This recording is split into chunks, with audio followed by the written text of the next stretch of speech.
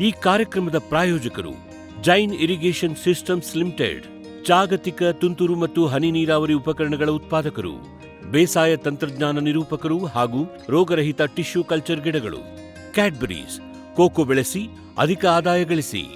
ವೀಕ್ಷಕರೇ ನಮಸ್ಕಾರ. ಇವತ್ತಿನ ಕೃಷಿ ಋಷಿ ಅಂಗಳದಲ್ಲಿ ಕಾರ್ಯಕ್ರಮಕ್ಕೆ ತಮಗೆ ಸ್ವಾಗತ. ಇವತ್ತು ನಾವು ಹಾಸನದ ಆಲೂರು ಅಥವಾ ಇಲ್ಲಿ ಸಕಲೇಶ್ಪುರ ಸಮೀಪ ಕೂಡ ಬರುತ್ತೆ, ಅಲ್ಲಿ ನಾವು ಗೀತಾ ಎಸ್ಟೇಟ್ ಹೇಳುವಂಥಲ್ಲಿ ಇದ್ದೀವಿ. ಇದೊಂದು ಒಂದು ನಿರ್ದಿಷ್ಟವಾಗಿ ಸಣ್ಣ ರೈತರಿಗೆ ಮಾಡೆಲ್ ಇದೆ ಅಂಥೇಳಿ ನಮ್ಮ ಡಾಕ್ಟರ್ ವೇಣುಗೋಪಾಲ್ ಸರ್ ಕರ್ಕೊಂಬಂದರು. ಈ ತೋಟದ ಮಾಲೀಕರು ಶ್ರೀ ಧರ್ಮರಾಜ್ ಅಂತೇಳಿ. ಇವರು ಕಾಫಿ ಪ್ಲ್ಯಾಂಟರ್ ಹೌದು, ಕಾಫಿ ಹೌದು, ಕಾಳು ಹೌದು, ಪ್ಲ್ಯಾಂಟರ್ ಹೌದು, ಆಮೇಲೆ ಟ್ರೇಡರ್ ಕೂಡ ಹೌದು.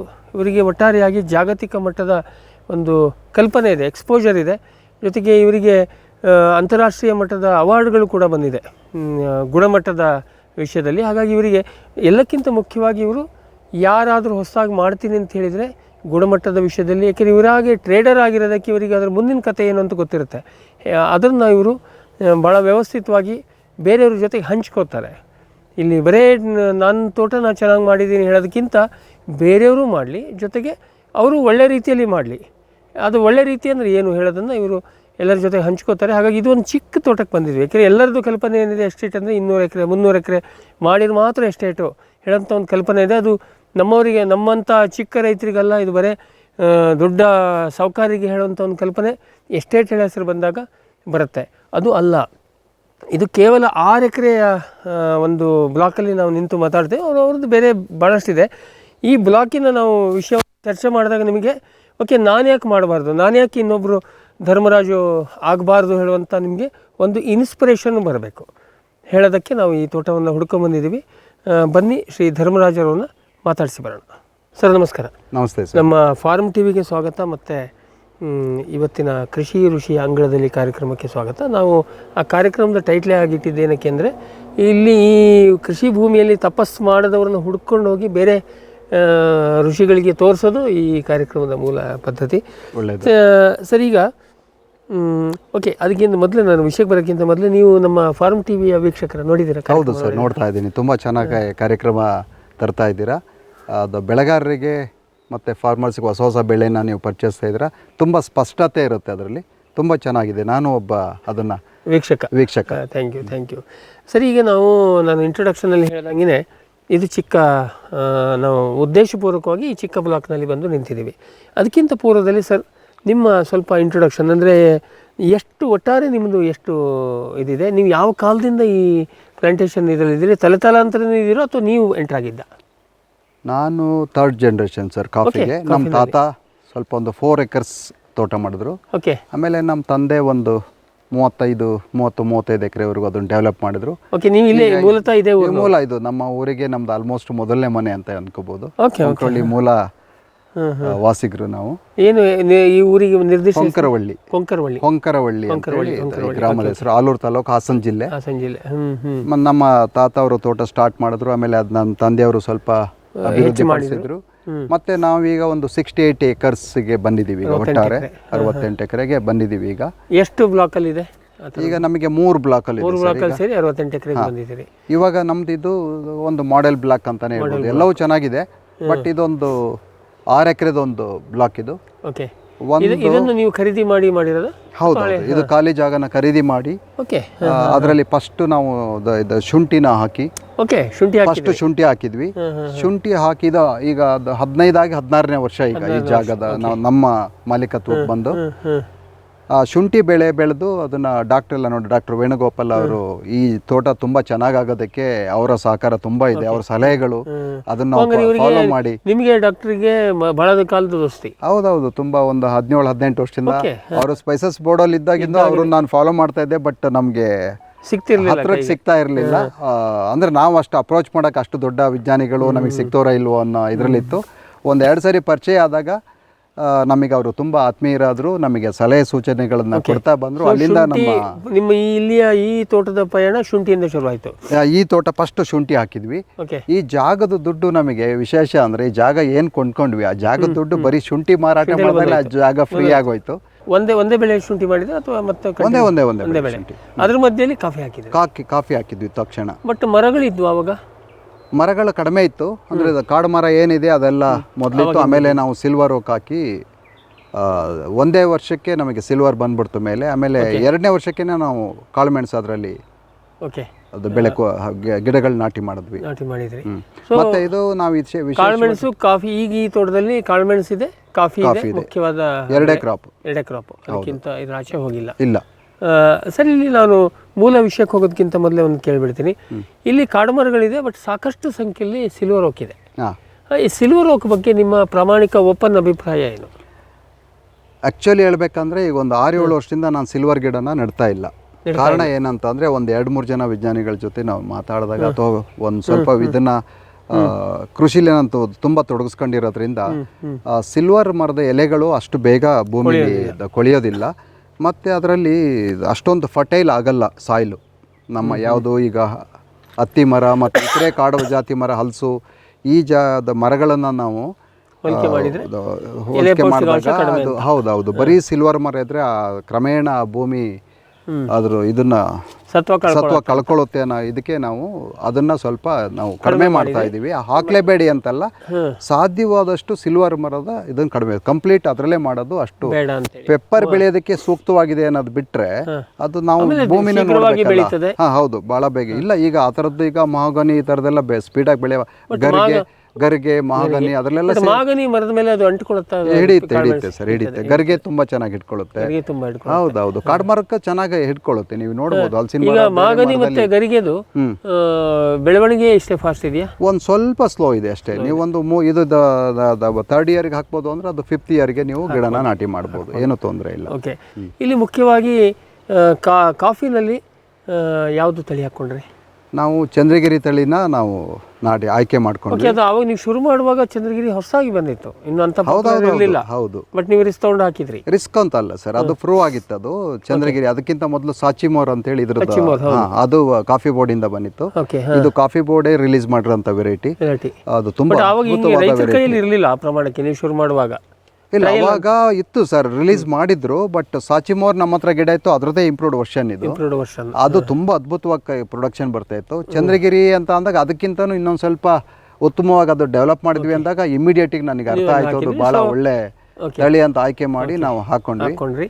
ಇನ್ನು ಕಾಳುಮೆಣಸಿನಲ್ಲಿ ನೀವು ಯಾವ ತಳಿಗಳನ್ನ? ಕಾಳುಮೆಣಸು ನಮ್ದು ಪಣಿಯೂರ್ 1 ಮತ್ತೆ 2 ಸ್ವಲ್ಪ ಇದೆ. ಪಣಿಯೂರ್ 1 ಮೇಜರ್ ಇದೆ. ಬಟ್ ಅದು ಅದಕ್ಕಿಂತ ಮೊದಲು ಡಾಕ್ಟರ್ ವೇಣುಗೋಪಾಲ್ ಅವರು ಸಿಗಕ್ ಮೊದಲು, ಅವರ ನಮ್ಮ ಹತ್ರಕ್ಕೆ ಸಿಗೋ ಮೊದಲು ನಾವು ಬರೀ ಅದೊಂದೇ ತಳಿಗಳ ಮಹತ್ವ ಗೊತ್ತಿರಲಿಲ್ಲ ನಮಗೆ. ಅದಾದ್ಮೇಲೆ ನಮಗೆ ಬೇರೆ ಬೇರೆ ತಳಿಗಳು ಮಿಕ್ಸಲ್ಲಿ ಇರಬೇಕು ಅಂತೇಳಿ ಈಗ ತೇವಮ್ಮನ್ನ ಪರಿಚಯಿಸಿದ್ರು. ತೇವಮ್ಮನ ಹೆಸರೇ ಕೇಳಿರ್ಲಿಲ್ಲ ನಾವು, ಅದ್ರದ್ದು ವಿಶೇಷತೆ ಹೇಳಿದ್ರು. ಹಾಗೆ ಪಣಿಯೂರ್ 5, ಪಣಿಯೂರ್ 2 ಎಲ್ಲವೂ ಮಿಕ್ಸಲ್ಲಿ ಇರಬೇಕು ಅಂತ ತಳಿಗಳ ಪರಿಚಯ. ತೇವಮುಂಡಿ ಹೌದೌದು, ಅದನ್ನ ಹಾಕೊಳ್ಳಿ, ಎಲ್ಲವನ್ನೂ ಹಾಕೊಳ್ಳಿ ಅಂತ ಹೇಳಿದ್ಮೇಲೆ ಈಗ ಹಲವಾರು ವೆರೈಟಿಗಳನ್ನ ಗುರುತಿಸಿ ಅದ್ರದ್ದು ಪೊಟೆನ್ಷಿಯಲ್ ಎಲ್ಲ ಗುರುತಿಸಿ ಎಲ್ಲರಿಗೂ ಹೇಳ್ತಾ ಇದ್ದಾರೆ. ನನಗೆ ಸ್ವಲ್ಪ ಬೇಗ ಹೇಳ್ಕೊಟ್ರು ಅಂತ ಅನ್ಕೋತೀನಿ. ವಿಶ್ವದಾದ್ಯಂತ ಪೇಟೆಂಟ್ ಪಡೆದ ನ್ಯಾನೋ ತಂತ್ರಜ್ಞಾನದಲ್ಲಿ ತಯಾರಾದ ನೂವಾಲ್ಗಿ ದ್ರಾವಣ.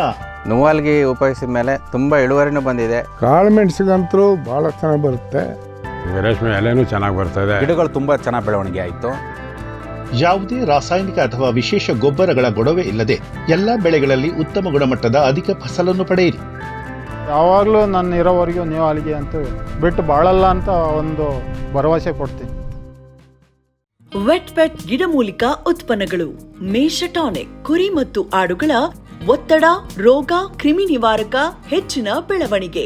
ಕುಕ್ಕುಟ ಟಾನಿಕ್, ಕಡಿಮೆ ಆಹಾರ, ಉತ್ತಮ ಆರೋಗ್ಯ, ಕೋಳಿಗಳ ಅಧಿಕ ಬೆಳವಣಿಗೆ. ಕೆಚ್ಚಲು ಕೇರ್, ಕೆಚ್ಚಲು ಬಾವು ಬರದಂತೆ ತಡೆಯಲು, ಬಂದರೆ ಬಾವು ನೋವು ಶಮನಕ್ಕೆ. ವೆಟ್ ಉತ್ಪಾದನೆ, ಶ್ರಮಜೀವಿಯಿಂದ ಸರಬರಾಜು. ಜಾಣ ಹೈನುಗಾರನ ಜಾಣ್ಮೆಯ ಆಯ್ಕೆ ವೆಟ್ ಉತ್ಪನ್ನಗಳು. ಜೈನ್ಸ್ ಜಗತ್ತಿನ ಅತಿದೊಡ್ಡ ಅಂಗಾಂಶ ಕೃಷಿ ಪ್ರಯೋಗಾಲಯ ಹಾಗೂ ಟಿಸಿ ಗಿಡಗಳ ಉತ್ಪಾದಕರು. ಸಮೃದ್ಧ ಇಳುವರಿಗೆ ಜೈನ್ ಜೀನೇನ್, ಯಾಲಕ್ಕಿ, ನೇಂದ್ರನ್ ಹಾಗೂ ಕೆಂಪು ಬಾಳೆ ಸಸಿಗಳು, ದಾಳಿಂಬೆ, ಭಗವತಳಿಯ ರೋಗಮುಕ್ತ ಸಸಿಗಳು, ಲಕ್ನೋ 49 ಪೇರಳೆ, ಸ್ಟ್ರಾಬೆರಿ ಇತ್ಯಾದಿ ಗಿಡಗಳು ಯೋಗ್ಯ ಬೆಲೆಯಲ್ಲಿ. ಅಂಗಾಂಶ ಕೃಷಿಯ ಜಾಗತಿಕ ಬ್ರ್ಯಾಂಡ್ ಜೈನ್. ಕೋಕೋ ಈಗ ಕರ್ನಾಟಕದ ವಾಣಿಜ್ಯ ತೋಟದ ಬೆಳೆಗಳಲ್ಲೊಂದು. ಅಧಿಕ ಇಳುವರಿಯ ಹೈಬ್ರಿಡ್ F1 ಗಿಡಗಳು ಕ್ಯಾಡ್ಬರಿ ನರ್ಸರಿಗಳಲ್ಲಿ ಮಾತ್ರ ಲಭ್ಯ. ಗಿಡ ಬೇಕಾದವರು ಕ್ಯಾಡ್ಬರಿ ಅಧಿಕಾರಿಗಳನ್ನು ಸಂಪರ್ಕಿಸಿ.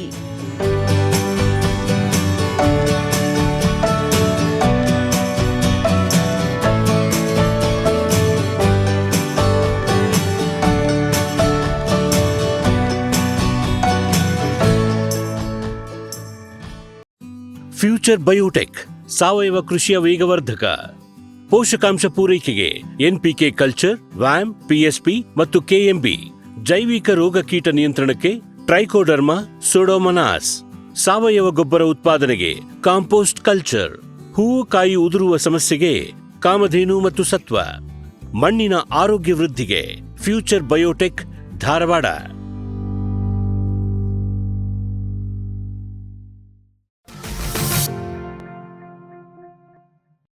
ಸರ್, ಈಗ ನಾವು ಇನ್ನೊಂದು ಮೂಲ ವಿಷಯಕ್ಕೆ ಬರೋಣ. ಈಗ ನಿಮ್ಮ ತೋಟದ್ದು ಮೈನರ್ ಡೀಟೇಲ್ಸಿಗೆ ಆಮೇಲೆ ಬರೋಣ ನಾವು. ಈಗ ಕಾಫಿಯನ್ನು ನಾವು ನಮ್ಮ ಫಾರ್ಮ್ TV ಕಡೆಯಿಂದ, ಜೊತೆಗೆ ಕಾಫಿ ಬೋರ್ಡು, CCRI ಇವರೆಲ್ಲರ ಜೊತೆಗೆ ಸೇರಿಕೊಂಡು ಅಸಾಂಪ್ರದಾಯಿಕ ಪ್ರದೇಶದಲ್ಲಿ ಒಂದಿಷ್ಟು ಅವಕಾಶಗಳಿದೆ, ಅಗತ್ಯ ಇದೆ. ಅಥವಾ ನಾನು ಈಗ ಕೆಲವೊಂದಷ್ಟು ನಾನು ಹೇಳ್ತೀನಿ, ಅದು ಏಕೆ ನೀವು ಆ ಲೈನಲ್ಲಿ ಇದ್ದದಕ್ಕೆ ನೀವು ಅದು ಸರಿನೋ ತಪ್ಪು ಅಂತ ನೀವು ಹೇಳಬೇಕು. ಕಾಫಿಯನ್ನು ಈಗ ಒಂದು ಸಾಮಾನ್ಯ ನಮ್ಮ ಇದರಲ್ಲಿ ನಮ್ಮ ಕರ್ನಾಟಕಕ್ಕೆ ಹೋಲಿಸಿದರೆ ಅದರಲ್ಲೂ ಬಹುತೇಕ ಒಂದು 80% 70% ಕಾಫಿಯ ಉತ್ಪಾದನೆ ಕರ್ನಾಟಕದಲ್ಲಿ ಆಗ್ತಾಯಿದೆ ಭಾರತದ್ದು. ಅದರಲ್ಲಿ ಬರೀ ಒಂದು 2-3 ಜಿಲ್ಲೆಗೆ ಸೀಮಿತ. ಮುಖ್ಯವಾಗಿ ನಿಮ್ಮ ಚಿಕ್ಕಮಗಳೂರು, ಹಾಸನ, ಕೊಡಗು ಇದು 3 ಜಿಲ್ಲೆಯಲ್ಲಿ ಮಾತ್ರ ಇದೆ. ಅದು ಸ್ವಲ್ಪ ಆಜುಬಾಜು ಹೋಗಿದೆ. ಸೊ ಇಲ್ಲಿ ಏನಾಗಿದೆ, ಹತ್ತತ್ರ ಒಂದು 8 ಲಕ್ಷ ಎಕರೆನಲ್ಲಿ ಇದೆ. ಭಾರತದ್ದು ವರ್ಲ್ಡ್ ಟ್ರೇಡು 4% ಮಾತ್ರ ಇದೆ ಅಂತ ನಾನು ಕೇಳ್ಪಟ್ಟಿದ್ದು. 3 to 4%. ಇಲ್ಲಿ ನಾವು ನೋಡಿದಂತೆ ಇಲ್ಲಿ ಸಮಸ್ಯೆಗಳು ಹಲವಾರಿದೆ. ಒಂದು ಲೇಬರ್ ಶಾರ್ಟೇಜ್ ಇದೆ, ಭಾರಿ ಮಳೆ ಪ್ರದೇಶ, ಆಮೇಲೆ ಅರೇಬಿಕಕ್ಕೆ ಬೋರರ್ ಸಮಸ್ಯೆ ಬಂತು. ಇದರಲ್ಲಿ ಹಲವಾರು.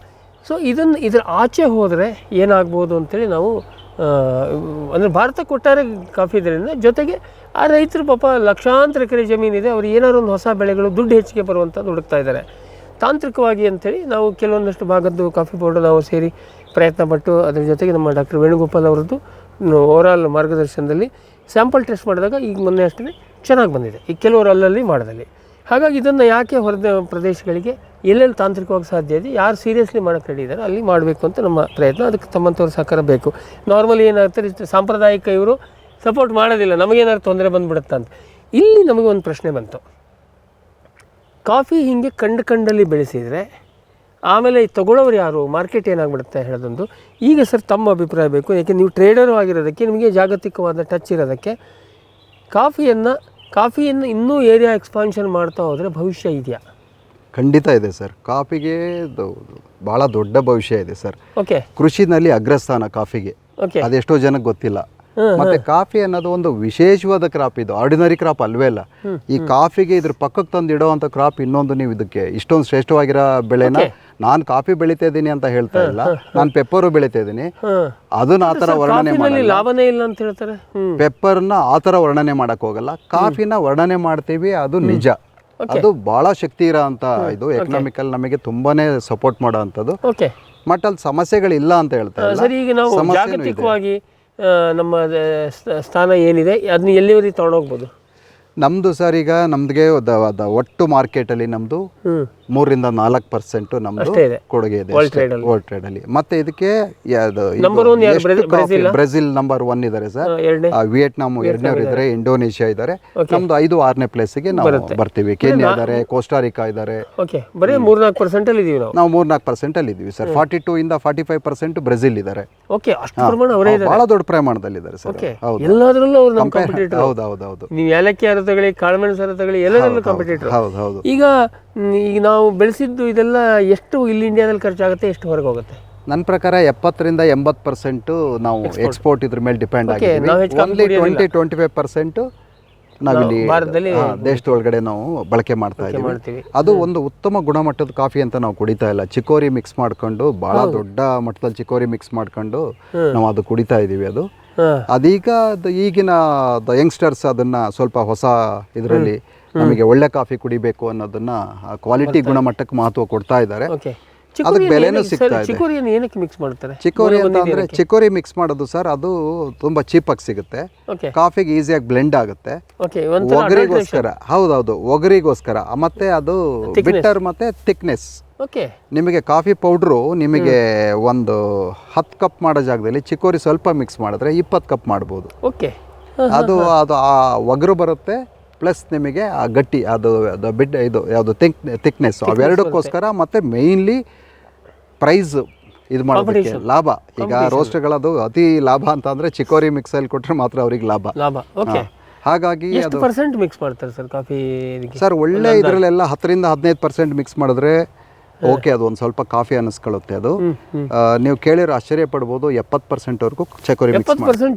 ಚಿಕೋರಿ ಹೌದೌದು. ಅದು ಆ 30% ಅಂದರೆ ಎಲ್ಲರೂ ಅಂತಲ್ಲ, ಒಳ್ಳೆ ಬ್ರ್ಯಾಂಡ್ನವರು ಅದನ್ನು ಮಾಡ್ತಾ ಇಲ್ಲ. ಬಟ್ ಸಣ್ಣ ಹೌದೌದು, ಅವರೆಲ್ಲ 70-80%ವರೆಗೂ ಚಿಕೋರಿ ಮಿಕ್ಸ್ ಮಾಡ್ತಾರೆ. ಅದು ನಮ್ಮ ಬೆಳೆಗಾರರಿಗೆ ಬಹಳ ದೊಡ್ಡ ಸಮಸ್ಯೆಯಾಗಿ ಪರಿಣಮಿಸಿದೆ. ಇತ್ತೀಚೆಗೆ ಸ್ವಲ್ಪ ರಿಸ್ಟ್ರಿಕ್ಷನ್ ಇಲ್ವಾ, ಮಾಡಬಾರ್ದು ಅಂತ ಏನಾದ್ರು ಆರೋಗ್ಯ ದೃಷ್ಟಿಯಿಂದ ಆ ಥರ ಏನಾದ್ರು ಇದೆಯಾ? ಇದೆ, ಖಂಡಿತ ಇದೆ. ಬಟ್ ಅದನ್ನು ಫಾಲೋ ಮಾಡ್ತಾ ಇಲ್ಲ. ಅದನ್ನು ಇದು ಯಾವುದು ಸರ್ಕಾರನ ಅದನ್ನು ಸೀರಿಯಸ್ ಆಗಿ ತಗೊಂಡು ಬೆಳೆಗಾರರ ಪರವಾಗಿ ನಿಂತ್ಕೋಬೇಕು ಅನ್ನೋದು ಈ ಮೂಲಕ ನಂದೊಂದು ಬೇಡಿಕೆ. ಇದು ಚಿಕೋರಿ ಬೆಳೆಗಾರರ ಪರವಾಗಿದೆ ಈಗ ಸದ್ಯಕ್ಕೆ. ಆ ಥರ ಏನಿಲ್ಲ, ಅವ್ರು ಪರವಾಗಿದೆ ಅಂತ ಅಲ್ಲ, ಅದಕ್ಕೆ ಕ್ರಮ ತಗೊಂಡಿಲ್ಲ. ಅಲ್ಲೊಂದಿಲ್ಲೊಂದು ತಗೊಂಡಿರೋ ಉದಾಹರಣೆಗಳಿದೆ. ಬಟ್ ಒಟ್ಟಾರೆಗೆ ಅಂತ ಆದರೆ ಕಾಫಿಗೆ ಉಜ್ವಲ ಭವಿಷ್ಯ ಇದೆ ಸರ್. ಈಗ ನೀವು ಮತ್ತೆ ಅದು ಹೇಳ್ತೀನಿ ಸರ್, ಈಗ ಹೆಂಗೆ ಅಂತ ಅಂದರೆ, ಯಾರೋ ಈಗ ನೀವು ಹೇಳಿದ್ರಿ ನಾನ್ ಟ್ರೆಡಿಷನಲ್ ಏರಿಯಾದೆಲ್ಲ ಕಾಫಿ ಬೆಳೀತಾರೆ, ನಮಗೇನು ಆತಂಕ ಇಲ್ಲ ಸರ್. ನನಗೆ ಆತಂಕ ಇದೆ. ನಾನು ಡಾಕ್ಟರ್ ವೇಣುಗೋಪಾಲ್ ಅವರು ಅದ್ರ ಬಗ್ಗೆ ಚರ್ಚೆ ಮಾಡಿದ್ವಿ.